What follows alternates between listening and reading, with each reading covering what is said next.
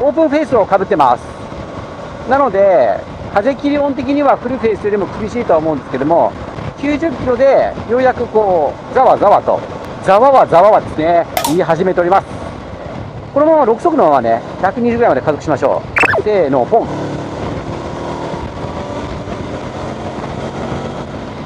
3。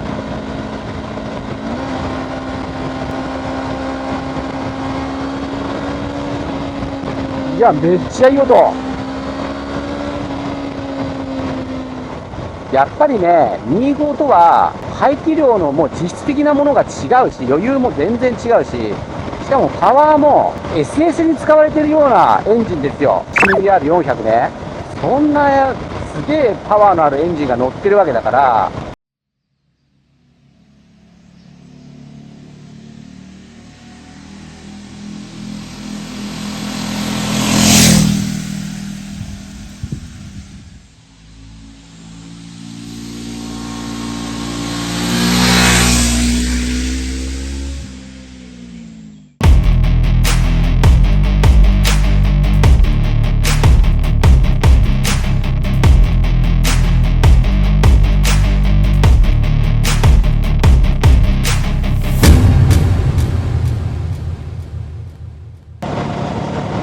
いや、めっちゃ曲がりやすいよ。このフロントが大きいタイヤのね、操作性が大好きなんですけど、こうちょっとこう気持ちだるいやつね。これは変にクイックなものより、こういう風にこうしっかり荷重をかけていかないと曲がらないようなバイクの方が速く走ると思ってるんですけど、ということでね、NX400 高速インプレッションをやっていきたいと思います。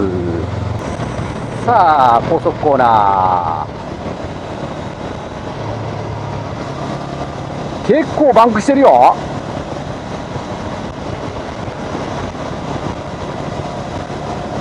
うわー、しっとり感あるな。グリップ感も強いし、しっとり感もあるし、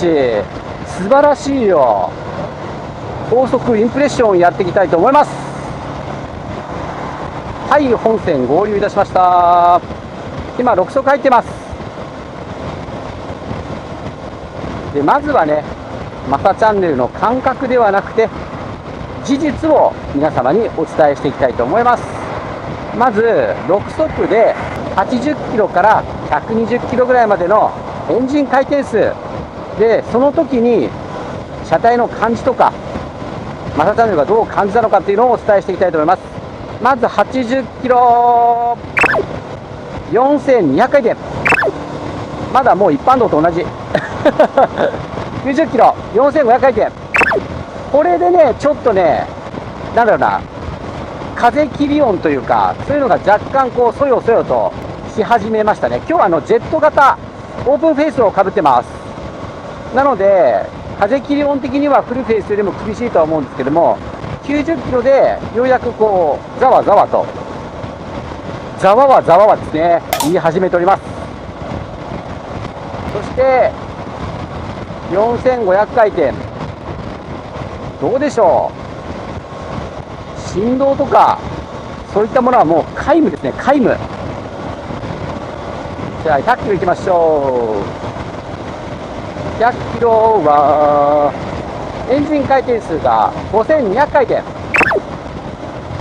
で、もうちょっと風切り音がきつくなってきましたね。でこの時点で車線変更はものすごいしっとりしてる、素晴らしい。ただ曲がりづらい感じではないですね。クイックすぎない。もう一回車線変更。いいね、クイックすぎなくて本当に思った通りの場所、思った通りのレーンをトレースできますね、これは。でこの速度域になってきて振動が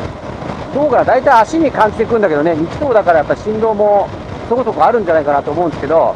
今ステップから伝わる足の振動がそうね、なんか細かくかゆいみたいな振動ではなくて、もうちょっとこう重厚感のある振動が足からまず伝わってます。そして膝、内股、この辺から、タンクからですね、若干感じる心地いい重厚感のある振動。それから手もね、まあ普通に来てますけど、そんなに嫌な感じじゃなくて、なんか細かくて痒くなっちゃうような、そういう振動ではないですね。ウィンドプロテクションですね。どの辺からこのスクリーンのウィンドプロテクションがあるかってことなんですけど、まあ、こうやった時点で、まあ、胸の周りね、胸やお腹、この辺はもうほぼほぼ無風です。ちょっと車線変更して右に移ります。手をこうスーッとこう上げていくと、風が感じるところが、僕の身長164センチで、目の位置、ここまで防いでくれたら相当楽よね。で、横、これも結構横幅あるんで、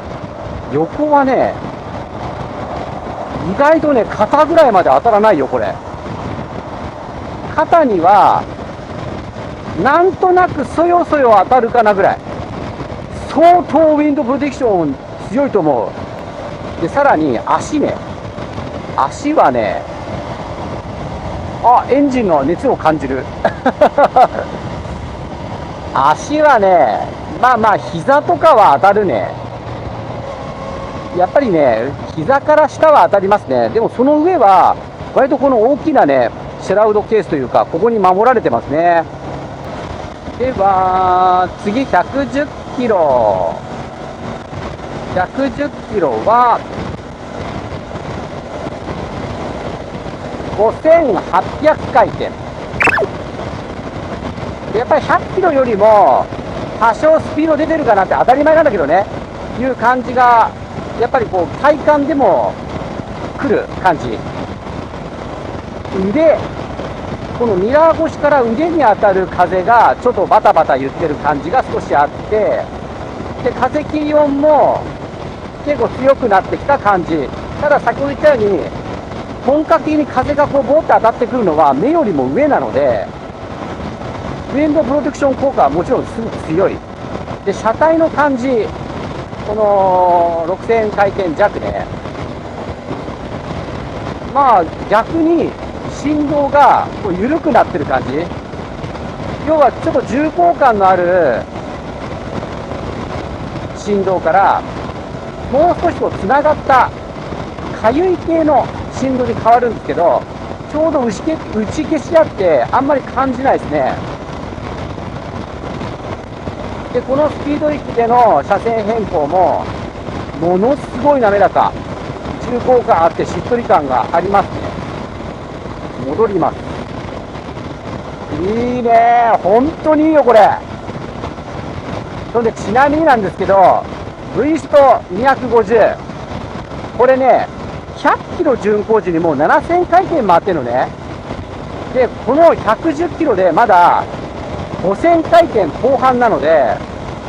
しかも回ってる感じも全くしないから、どう考えてもスピード領域的にはもう20キロも30キロもこっちの NX の方が V ストよりも上だと思います。これだよね、ここのアドバンテージをどう取るか。いや、そんなに高速使わねえから別に100キロで走れば十分だよって思うか、いや、こんだけの余裕あったらもうどこまでも行けるぜ、高速でどこまでも行きたいっていう方はやっぱりこっちになるだろうね。じゃあ120いくよ。120で6200回転。これちょっと登ってるけどもう全然ものともせず加速していくし、エンジンパワー的には全然問題ない。ただやっぱりね、かなり風切り音がネットの中でしてきましたね。ただネイキッドじゃないんでまだまだ喋れるし、自分の声も全然聞こえます。で、足から伝わってくる振動が結構強くなってきた。かゆい系のね。で、手からも多分来てるんだけど、なんか手からはあんま感じないな。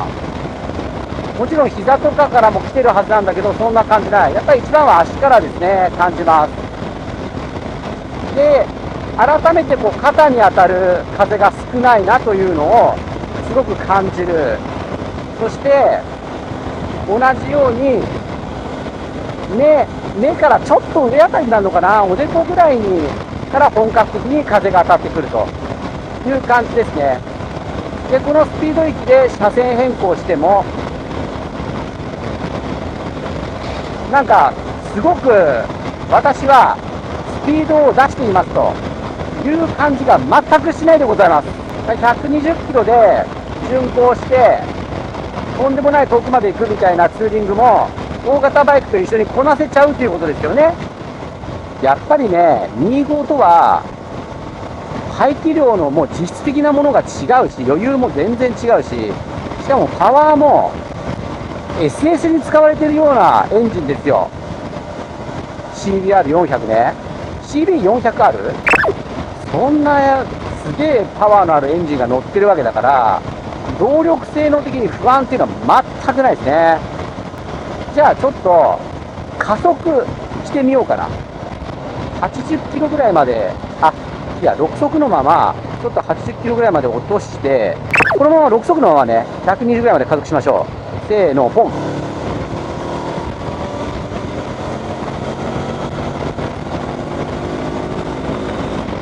やっぱ速いよ。全然パワーバンドなんか全然使ってないからね。じゃあシフトダウンして2つぐらい4速で、これで80キロでしょ。せーのと。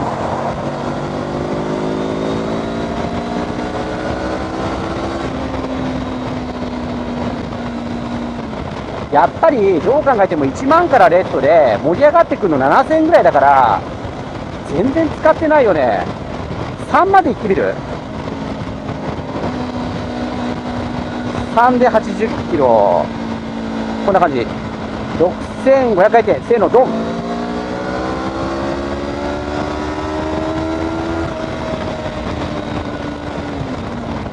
すげえ。3速で、ベッド手前で120だったね。あんだけ速ければ何の問題もないわね。じゃあ100キロでね走った時に、ちょっと今加速最初にやっちゃいましたけど、各ギアの回転数をお知らせしましょう。まず100キロが5200回転。100キロ5200回転ですよ。1万回転のレッドの半分ってことですからね。すげえ余裕があるのよ。高速5800回転、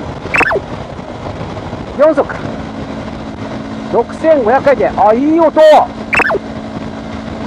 音全然違うねこれ。わあ、いい音だわ。めっちゃいい音だよ。8000回転。いや、めっちゃいい音。2速いけんの2速いける？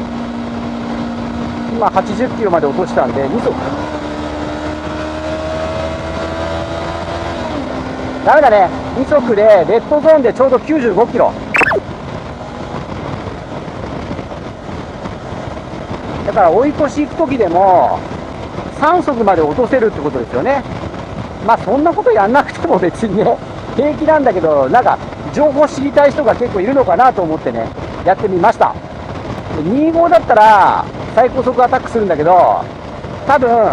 180ぐらい出ちゃうと思うんでそれは皆様の夢の中だけで終わりにしてください。100キロが5200回転ですから、1万回転がレッドゾーンですから、皆様のね想像力を働かせていただければ、100キロ巡航時のこの路面の追従性ね、高速道路だからそんなにこう継ぎ目めちゃめちゃ優しくいなします。サスペンションはやっぱりすごく柔らかいという表現なのかな。しなやかですね。柔らかいっていう感じじゃなくてしなやか。高速入る時のこのねコーナーとかでも結構バンクさせたけど、やっぱりねかなりしなやかです。ですごく粘ってくれるんで、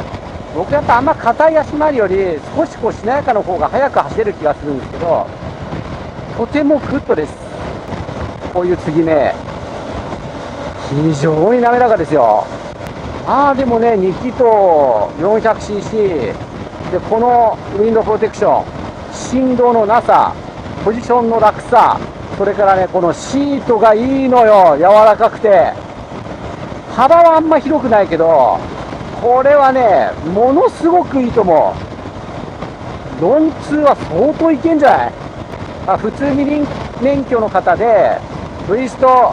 よりも、もうちょっとこう高速巡航性能が欲しい、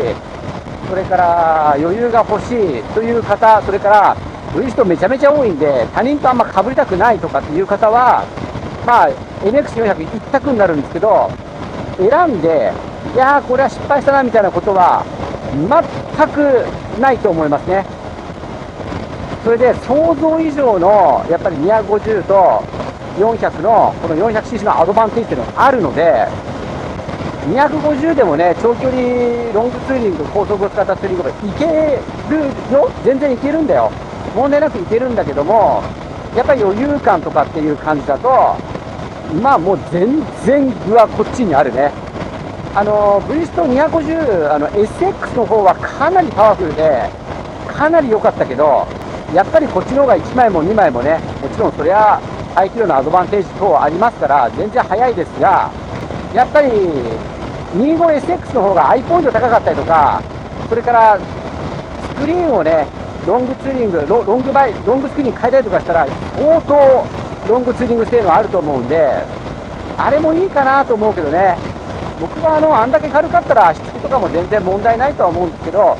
160キロですからね、ブリスト 250SX は。これは196キロなんで、やっぱその辺のね、軽さのアドバンテージっていうのもね、あるので、その辺、車検あるない、それから軽さのアドバンテージ、そういったところも含めて、